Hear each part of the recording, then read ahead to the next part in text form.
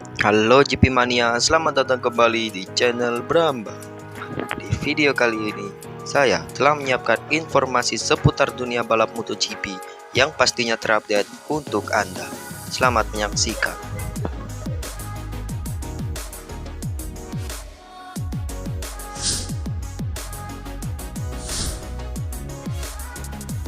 Surat perpisahan Suzuki ke MotoGP.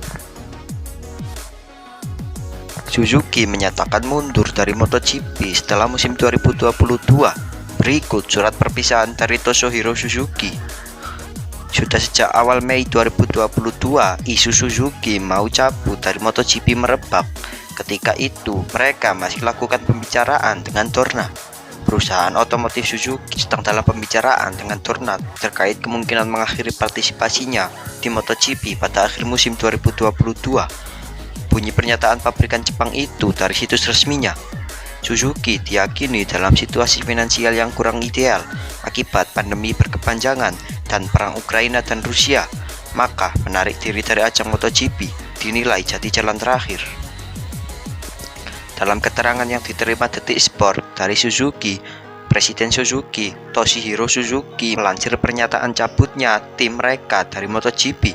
Suzuki masih akan berlaga sampai akhir musim MotoGP 2022 dan selanjutnya undur diri. Suzuki telah memutuskan untuk mengakhiri partisipasinya dengan MotoGP dan IWC demi memenuhi kebutuhan untuk mengalokasikan kembali sumber daya pada inisiatif lain untuk keberlanjutan, ujarnya. Balap motor selalu menjadi tempat yang menantang untuk inovasi teknologi, termasuk pengembangan sumber daya manusia. Lewat keputusan ini, artinya kami akan mengambil tantangan untuk membangun operasi bisnis sepeda motor baru dengan mengerahkan kembali kemampuan teknologi dan sumber daya manusia yang telah kami kembangkan. Saya ingin mengucapkan terima kasih yang sebesar-besarnya kepada semua penggemar, rider, dan semua pemangku kepentingan yang bergabung dengan kami dan dengan antusias mendukung kami dari tahap pengembangan sejak kami kembali ke balapan MotoGP. Lanjutnya, saya akan terus melakukan yang terbaik untuk mendukung Alex Rins, Joan Mir, tim Suzuki X-Star, dan Yoshimura Seret Motul untuk bersaing secara kompetitif hingga akhir musim, ungkapnya. Joan Mir dan Alex Rins sementara berada di peringkat ke-8 dan 9 klasemen MotoGP 2022. Mereka masih punya peluang untuk naik ke papan atas.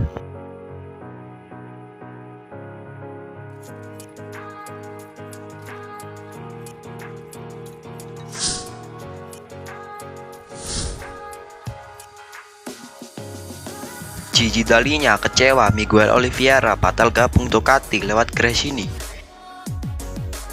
General Manager Ducati Corse Gigi Dalinya mengaku sangat menyayangkan batalnya Miguel Oliveira bergabung dengan Gresini Racing di MotoGP. Dalinya pun menyatakan bahwa Oliveira sejatinya merupakan salah satu pembalap yang kerap membuat orang-orang Ducati terkesan. Seperti yang diketahui, Oliveira bakal terdepak dari Red Bull KTM Racing, digantikan oleh Jack Miller yang kini masih membela Ducati Lenovo Team. KTM menjelaskan kepada Oliveira soal proses pendekatan kepada Miller di seri Mugello Italia. Setelahnya, Oliveira pun bernegosiasi dengan Gresini. Oliveira tadinya hendak dijadikan pengganti Enea Bastianini yang kini jadi calon rider Ducati Lenovo dan Prima Pramac Racing. Namun, kolaborasi ini batal terlaksana. Pasalnya, Oliveira lebih tertarik gabung dengan Video RNF yang musim depan akan menjadi tim satelit Aprilia Racing.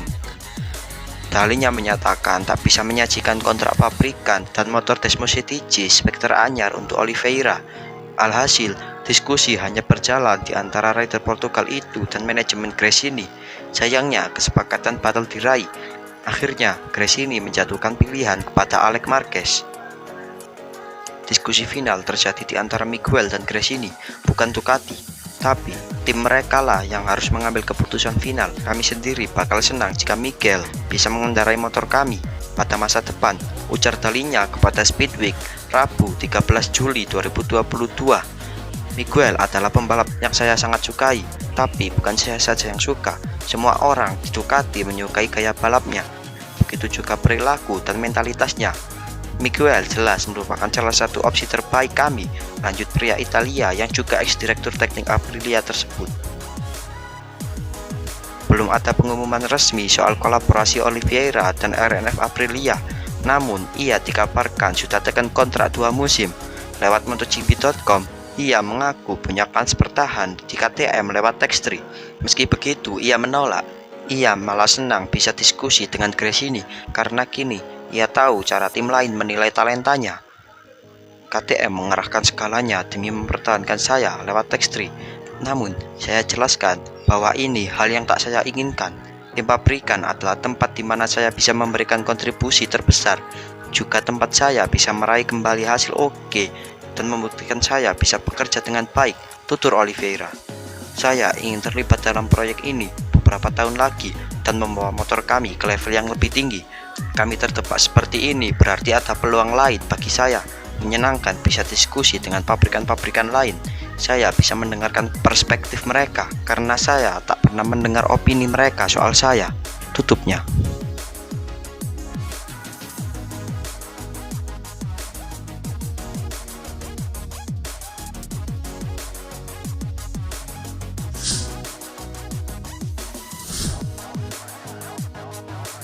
Bukan Enea Bastianini dan Jorge Martin, Francesco Bagnaia ingin anak didik Valentino Rossi ini jadi tandemnya di 2023. Pembalap Ducati Lenovo, Francesco Bagnaia masih menanti rider yang akan menjadi rekan setimnya di MotoGP 2023. Namun, dia punya pilihan berbeda dari dua nama yang paling santer disebutkan bakal jadi rekan setimnya di MotoGP 2023. Seperti diketahui, satu kursi pembalap tim pabrikan Ducati itu memang kosong pada musim depan. Pasalnya, Jack Miller memutuskan untuk hengkang dari tim yang bermarkas di Borgo Panigale tersebut. Miller memilih hengkang ke Red Bull KTM Factory Racing pada musim depan. Namun hingga saat ini belum ada satupun pembalap yang dipastikan menggantikan posisinya. Nama Jorge Martin dan Enea Bastianini menjadi dua kandidat yang cukup kuat untuk menggantikan Miller. Pasalnya kedua pembalap itu punya kualitas yang cukup apik. Namun tak hanya dua pembalap itu yang layak disorot. Pasalnya dua rider dari tim Valentino Rossi, Monifer 46, yakni Luca Marini dan Marco Bezzecchi juga tampil apik dengan motor Ducati di paruh musim ini. Bagnaia bahkan mengaku akan dengan senang hati menerima Bezzecchi sebagai tandemnya di tim pabrikan. Namun itu hanyalah pendapatnya, sebab pembalap asal Italia itu menegaskan tidak masalah dengan siapapun bekerja sama. Akan menyenangkan memiliki Marco sebagai rekan satu tim, tapi saya tak ingin terlibat dalam diskusi ini, kata Bagnaia dikutip dari Speedweek, Kamis 14 Juli 2022. Tidak masalah siapa itu, saya tidak masalah. Yang terpenting, dia mengerti bagaimana kami bekerja, bahwa dia menjadi bagian dari tim, sambungnya. Wajar saja jika Bagnaia ingin bertandem dengan Bezzecchi, mengingat mereka memang memiliki hubungan yang baik karena sama-sama merupakan pembalap jebolan VR46 Academy.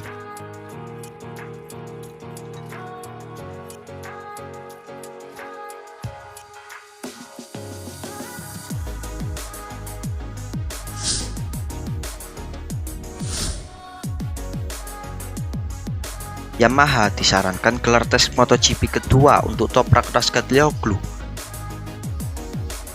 Pelatih balap Yamaha World Superbike, Niccolò Canepa, yakin Yamaha Motor Racing seharusnya menggelar tes MotoGP kedua untuk Toprak Razgatlioglu lewat GP1 pada Rabu 13 Juli 2022. Canepa menyebut bahwa hal tersebut bakal jadi pesan positif sebagai bukti bahwa mereka benar-benar ingin El Turco pindah ke MotoGP. Sejak pengetahuan tahun lalu, Yamaha Racing Team memang diketahui sangat getol mengajak Razgatlioglu pindah ke MotoGP pada 2023, meski rider Turki itu masih punya kontrak dengan Yamaha Motor Europe yang berlaga di World Superbike. Usai Razgatlioglu menjuarai World Superbike 2021, Yamaha Racing Team pun memberikan hadiah berupa tes tertutup di atas YZR M1. Tes itu digelar di Motorland Aragon, Spanyol pada Juni lalu. Razgatlioglu juga didampingi oleh tes rider Yamaha yang juga ex-rider World Superbike dan MotoGP, Cal Crutchlow. Yamaha Motor Racing tak merilis catatan waktu tercepat yang dibutuhkan Razgatlioglu. Namun, Canepa menyatakan bahwa ia tertinggal sekitar sedetik dari Cal Crutchlow. Saya tak hadir di Aragon untuk tes Toprak, namun ia hanya berkendara saat pagi karena hujan turun saat siang. Ia berkendara dengan baik di sedetik di belakang Cal. yang tangguh di atas YGR M1. Jadi, Toprak tak tertinggal sedetik dari tes rider yang lambat, melainkan dari referensi yang baik. Tes itu berjalan cukup baik untuk Toprak, tutur Kanepa. Sayang, kepindahan Toprak Razgatlioglu ke MotoGP 2023 batal akibat WRNF Racing yang hengkang ke Aprilia tahun depan. Tak ada tempat pula baginya di Monster Energi Yamaha karena Franco Morbidelli masih menyisakan kontrak setahun meski sulit kompetitif. Kanepa juga ragu kontrak Morbidelli bakal diputus di tengah musim.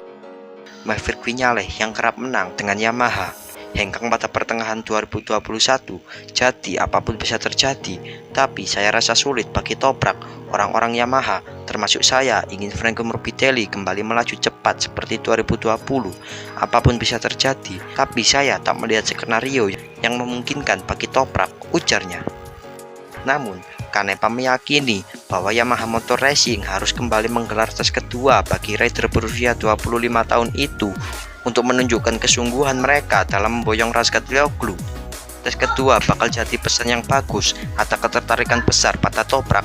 Jelas kita terbiasa melihat evolusi rider berubah cepat. Dari pahlawan bisa jadi pecundang dalam sekejap. Tapi saya rasa kalau Toprak terus melaju cepat, wajar kalau Yamaha berpikir bahwa ia adalah masa depan mereka di MotoGP, ungkapnya.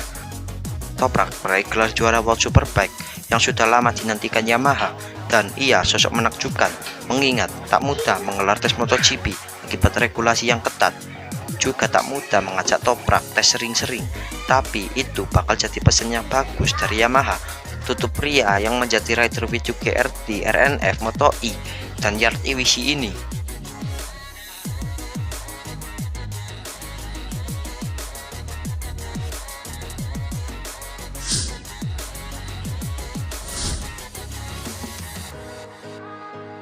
Gaji Marc Marquez setara seperempat semua pembalap MotoGP. Selain isu soal pertarungan di MotoGP jadi kurang menarik karena minim salip-salipan, salah satu kabar yang sedang mencuat ialah soal gaji para pembalap. Gaji Marc Marquez sekitar 15 juta euro atau setara dengan 225 miliar per tahun. Saat ini, gaji pembalap Repsol Honda itu merupakan gaji tertinggi pembalap MotoGP yang sudah ada. Penghasilan Marc Marquez lebih banyak daripada pembalap lain, dan menurut penelitian yang dilakukan motorsport.com, gaji Marc Marquez mewakili lebih dari seperempat dari semua gaji pembalap. Pembalap asal Cervera Spanyol itu merasa kesal karena ternyata ada beberapa pembalap yang gajinya bisa dikatakan kurang, padahal sebagai seorang pembalap semuanya bertaruh nyawa di lintasan. Olahraga ini adalah pertunjukan yang hebat dengan begitu banyak pembalap dan tim penting yang terlibat. Para pengendara adalah yang utama dari pertunjukan ini, kata Marquez dikutip dari tutomotoryweb.it Kamis 14 Juli 2022. Saya menyesal bahwa banyak dari mereka berpenghasilan sangat sedikit dibandingkan dengan orang lain. Pekerjaan kami sangat beresiko dan tidak adil bahwa gaji jatuh begitu banyak dibandingkan dengan masa lalu, katanya. Marc mengatakan telah mendengar mengenai rumor tersebut, tetapi hal ini di luar kapasitasnya. Meski demikian, dia tahu apa yang dia rasakan pembalap lain. Saya telah mendengar beberapa rumornya tentang itu, kata dia.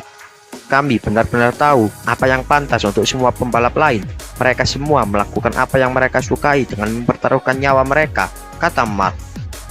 Kami harus melakukan sesuatu karena di sini di MotoGP kami melaju dengan kecepatan 350 km per jam. Tapi bukan aku yang seharusnya melakukan itu sendiri, ungkap Marc. Jelas, saya akan setuju dengan semua pembalap lain karena saya mengerti masalahnya, kata juara dunia 8 kali itu.